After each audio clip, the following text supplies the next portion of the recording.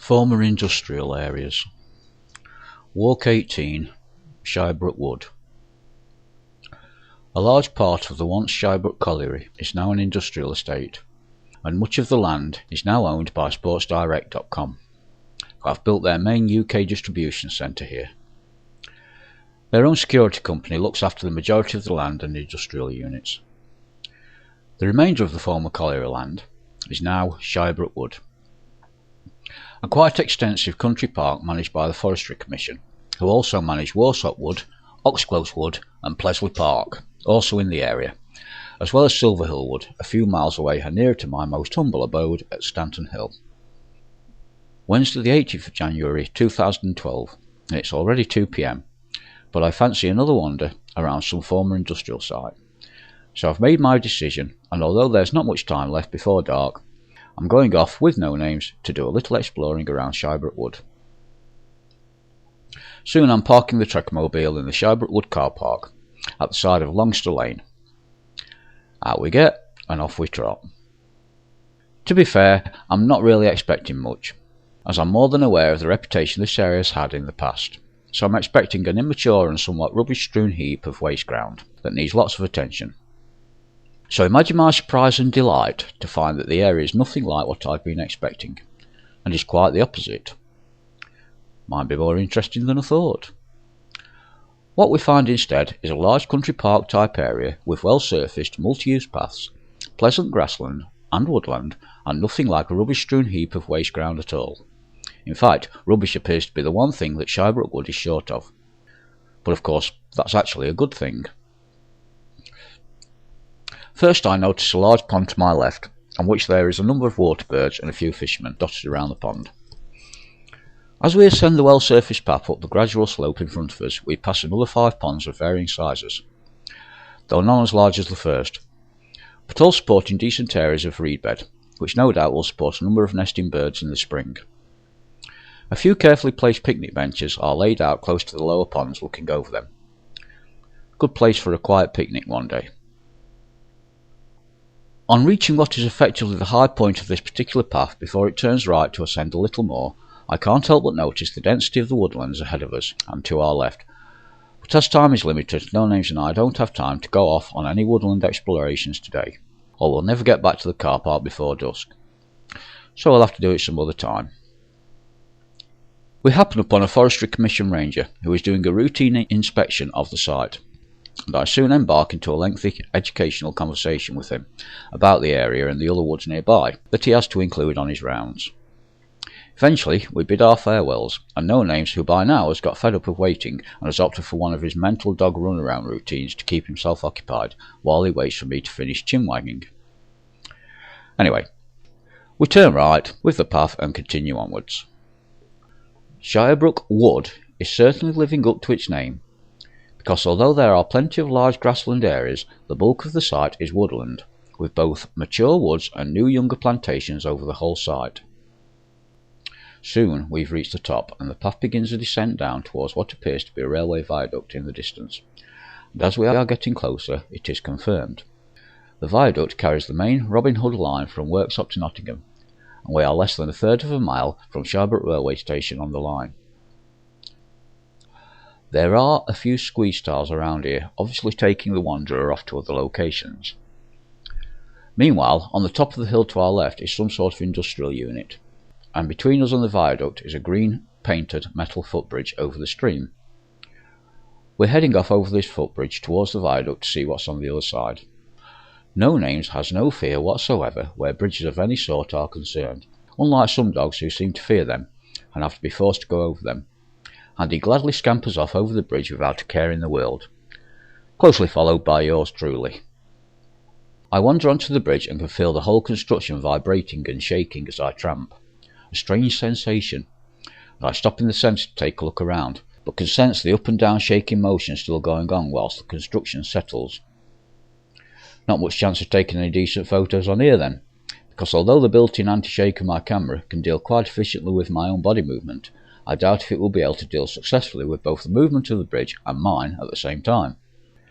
Of course, as soon as I move, the bridge moves also. Strange sensation.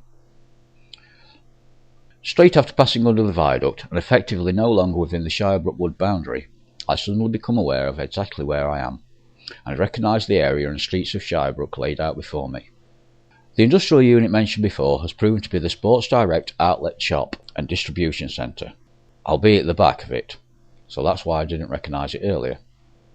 But normally it's a place I'm most familiar with, as it is always my first port of call when looking to shop for new clothing and footwear.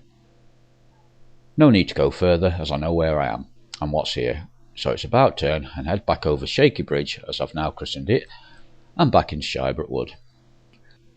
We are continuing on around the main path within the site, as it again climbs steadily uphill, and are passing once again through grasslands bordered by woodland on our right, but open to our left. A few paths go off to our right up to what is possibly the highest point on the site, but as the sun is beginning its descent, I've chosen to leave that until next time, and stick to the main path back to the car park. The path curves to the right, and suddenly a whole new view is set out before us. This is the area to the right as you walk out of the car park, for which I only offered a brief glimpse when first arriving earlier, as my plan was to go ahead first and return from this direction in a type of circular route around the site, and of course that is exactly what I've been doing. The remainder of the main path descends from here a few hundred yards to the right of the brook, back down towards the car park and start of our walk. Soon another path goes off to our left, before crossing another green-coloured metal footbridge to exit the site onto Longster Lane, about a quarter of a mile to the north of the car park entrance. However, I want to see if this bridge is as shaky as the previous one. It is, and is now given the obscure trail trekking title of Shaky Bridge 2. As I've now renamed the previous one Shaky Bridge 1. Very imaginative titles, don't you think? As I have a fondness for waterways of any kind, I've opted for foregoing the main path and instead following the course of the brook back to the Trekkermobile. Not only that, but I've spotted in the distance a swan on the water a little below, where the brook widens to create yet another pond with supportive reed beds. A few photographs of the brook and Shaky Bridge 2 before No Names and I wander off along the bank of the brook to our eventual destination for today's stroll. Well, this is proving to be a big mistake, as not only can we not walk along the bank for very far, but within a minute my height has increased by about 2 inches, due to the very sticky red clay along the bank collecting on the soles of my boots, which have now become about a pound heavier than they were when I started. What's more, it's also quite slippery around here, and I'm running the risk of slipping and landing up with my backside in the water, or worse. Amusing it would be without a doubt, but hardly advisable in January. Summer, no problem, I'd just laugh it off.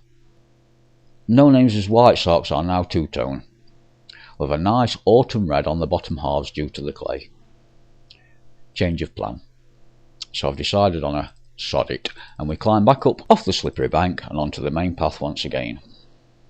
Well, now this is much easier going, and although I ventured off the path slightly to try and get closer to the swan, I've not been close enough when zooming in with the camera to get a decent picture. Although I always carry my compact Vivitar digital camera, this was my first time out with the Nikon Coolpix 7600, as well as the Vivitar as an additional camera to use on my travels. Given to me by my editor, as he had bought a newer and more upmarket model, and as such I was still getting used to its functions. I later learned how to get more zoom out of it. Soon our wander has come to an end, as we once again find ourselves looking up on the car park. But hold on a minute, I've spotted something that might prove to be quite fruitful. A swan is stood on the bank about 25 yards from the water. Better approach quietly and see if I can get close enough for a few good photos. Yeah, right. Every time I try, No Names comes running close by and startles the swan. And although No Names never has any desire to annoy other animals he sees, apart from other dogs that he always likes to play with, the swan has other ideas, and promptly hisses threateningly at No Names every time he goes within a few yards. Well, there's only one answer for this, and I've opted for tying No Names on his lead to some nearby railings while I attempt to get the photos. Well, it has proven to be most successful, as not only have I managed a few good shots of the swan, and a few other swans, well, I say good shots, but when I look back at them now, they're actually not that good at all when compared to the swan photos I'm getting these days. A little more experience has certainly helped. I've also managed to shoot some video of the swans on my mini camcorder, another capture device I always carry when out walking. So it's proving to be quite a successful day after all. The daylight is almost gone, so shooting photos or videos any longer would be a wasted effort. So I've finally released No Names from the confines of his lead and the railings, and he makes the most of his new freedom to run riot for a while. And of course, I allow him this eccentricity for 5 minutes or so before hutching him back up into the Trekkmobile for our 15 to 20 minute drive home to our cups of tea. Verdict: Shirebrook Wood is actually rather nice. Very peaceful and much better and more mature than I expected it to be. I would certainly recommend it to anyone who fancies a pleasant country stroll with or without their family. A rather appealing country park in the ever-expanding offerings from the Forestry Commission.